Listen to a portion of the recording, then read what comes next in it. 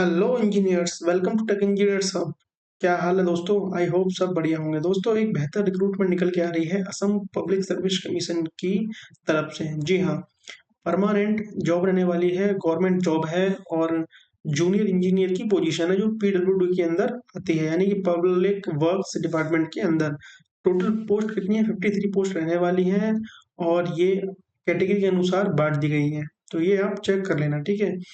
अगर आप इंटरेस्टेड हैं इस जॉब में या क्वालिफिकेशन मैच करती है तो फॉर्म को जरूर फिलअप कर दीजिएगा, ठीक है। अप्लाई लिंक मैं डिस्क्रिप्शन बॉक्स में दे दूंगा, वहां से चेकआउट आप कर सकते हैं। अब बात कर लेते हैं कि सिलेक्शन प्रोसेस क्या है, फीस कितनी है और पैसा कितना मिलेगा।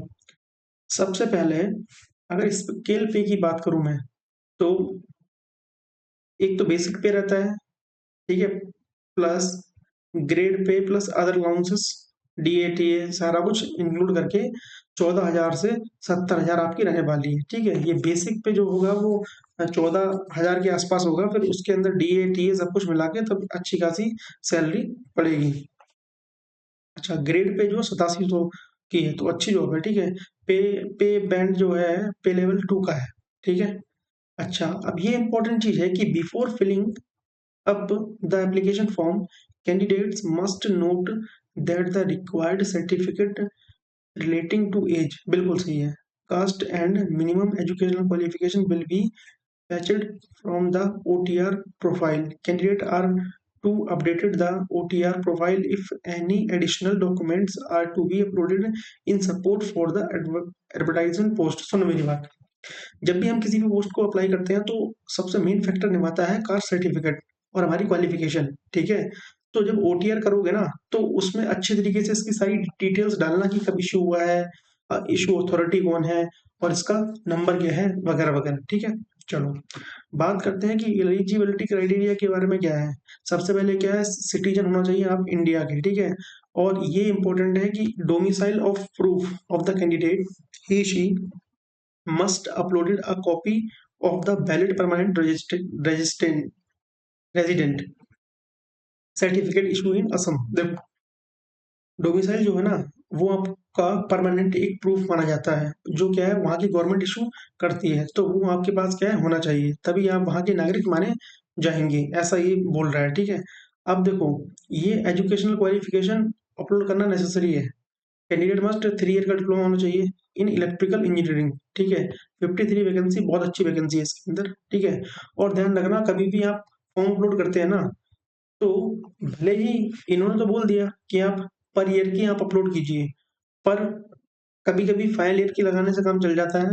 बट जब डीवी के टाइम पे जाओगे ना तो वो आपसे 3 ईयर की मांगेगा। मैं खुद रेलवे के अंदर असिस्टेंट लोको पायलट पे पोस्ट पे सिलेक्टेड हूँ, तो मैं जब डीवी देने गया था तो मेरे को पता लगा कि हाँ, first year second year third year जो हम फेंक देते हैं, आखिरकार उसकी अहमियत बहुत है डीवी के अंदर, ठीक है। The diploma courses must be regular courses होना चाहिए, डिस्टेंस से नहीं चलेगा, ठीक है। अब ये मतलब क्राइटेरिया जो वही S C S T OBC का, जाहिर सी बात है कि कोई भी वैकेंसी के अंदर एस सी एस टी को 5 साल का मिलता ही है और जनरल को नहीं मिलता, और ओबीसी को 3 साल का मिलता है, ठीक है। ये देखो, एस सी एस टी को 5 साल का, ओबीसी को 3 साल का, ठीक है। अब सुनो जरा, हाँ, अगर आप पहले से ही गवर्नमेंट जॉब में हैं, ठीक है, तो आपके पास नो ऑब्जेक्शन सर्टिफिकेट होना चाहिए। अब स्टार्टिंग कब से है, लास्ट डेट कब है? स्टार्टिंग जो है वो 11/5 से स्टार्ट होने वाली है, ठीक है। और क्लोजिंग जो है 10/6 है, ठीक। तो वैसे भी आप अप्लाई करोगे ना www.apsc.com पे, कैरियर वाले ऑप्शन पे जाना, वहाँ ओपनिंग करंट दिखता होगा, वहां से आप अप्लाई कर लेना, ठीक है। अब एप्लीकेशन फीस क्या रहने वाली है? जनरल के लिए 250 है, ओबीसी के लिए कितनी है? 150 रुपए। एस सी एस टी के लिए कोई फीस नहीं है। एक बार फीस पे कर दी तो रिफंड आपको नहीं मिलेगी, ठीक है।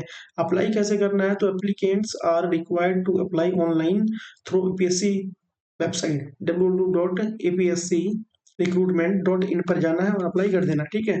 सबसे पहले तो क्या है, रजिस्टर हियर ओटीआर। भाई देखो, वन टाइम रजिस्ट्रेशन करना पड़ेगा, ठीक है। वन टाइम रजिस्ट्रेशन क्या होता है, इसमें सारी डिटेल्स पहले से ही फिल हो जाती हैं और बाद में एक यूनिक नंबर मिलता है, ठीक है। जब आप फॉर्म फिलअप करोगे ना तो वहां पर लिखा आएगा कि do you have any OTR, तो आप जब लिखोगे यस तो फिर आपको रजिस्ट्रेशन नंबर देगा और वहां से ये सारी डिटेल फैच कर लेगा, ठीक है। तो आपको दोबारा फॉर्म भरने की जरूरत नहीं पड़ेगी। ठीक है? तो मेरे को लगता है कि सब कुछ आपको समझ में आ गया है, ठीक है? बाकी फॉर्म क्या भर मतलब कैसे भरना है, कोई दिक्कत हो तो मेरे को कमेंट बॉक्स में बता देना, ठीक है? बाकी चैनल पर पहली बार हैं तो चैनल को सब्सक्राइब करना, वीडियो को लाइक ज़रूर करना, ठीक है? और भाई एफर्ट तो लगते हैं नॉलेज गेन करने के अंदर, ठीक है? कोई भी चीज़ को एक्सप्लेन करना इतना आसान नहीं होता, पहले खुद छानबीन करनी पड़ती है कि ट्रस्टेड है या नहीं है, ठीक है? वर्थ है या नहीं है? क्योंकि ऑनलाइन में क्या है दुनिया भर का स्टूडेंट होता है, ठीक है? तो कोई कहीं से है, कोई कहीं से, तो उसको ध्यान में रखते हुए हमें अपनी नॉलेज अच्छी करनी पड़ती है देखने के लिए, ठीक है? अच्छा, बाकी कोई भी दिक्कत हो तो कमेंट बॉक्स जिंदाबाद है, वहाँ आप मेरे को संपर्क कर सकते हैं। मिलते हैं नेक्स्ट वीडियो में। Have a nice day.